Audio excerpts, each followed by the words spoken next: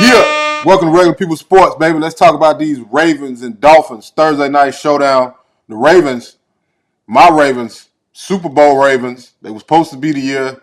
Lamar got hurt.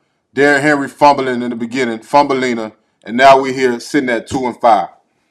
And everybody's like, okay, the Ravens is cooked. The season is over.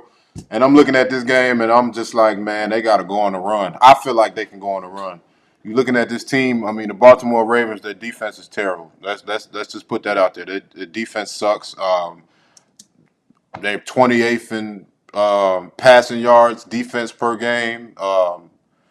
28th in total yards allowed. I mean, they're giving up over 300 yards a game, which is just so absurd for a franchise like the Baltimore Ravens, who built on defense, to be giving up them kind of yards.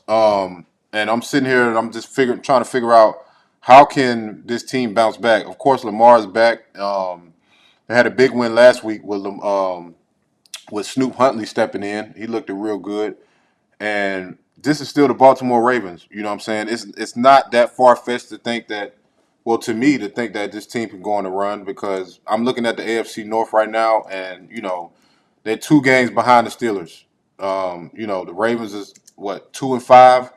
Steelers is what, 4-3. Cincinnati is a game ahead. Of course, it's a Thursday night matchup, so if they win, they'll be tied with Cincinnati at 3-5. But I'm looking at this AFC North division, and it's like, ain't nobody just running away with it. You know what I'm saying? There's still a chance. Like I said, Lamar's back, and it's just like he has to step up and he has to show, that he can lead this team, because, like I said, the window for the Ravens is getting. I mean, it's pretty much closed. I mean, it's slim, but I mean, based off of last year and now this year, who the hell thought the Ravens was going to be 2-5? So this is a huge game for Baltimore. They haven't won back-to-back games this season.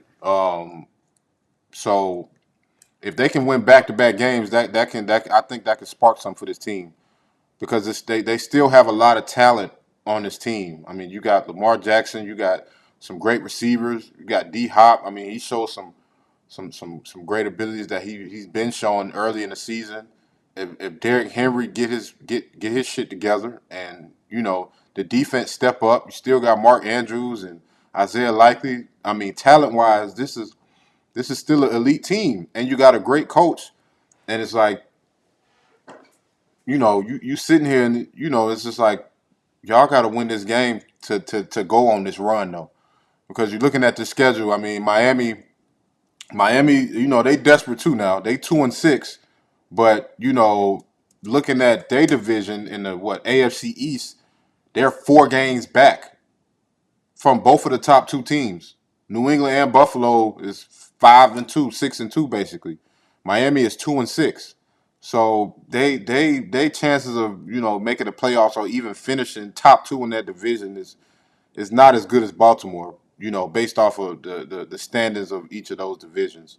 Um, of course, the Dolphins, they coming off a win last week.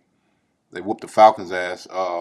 A-Chain, he was doing his thing, and you know it's gonna be some points scored in this game for sure, because, like I said, the Ravens' defense is terrible.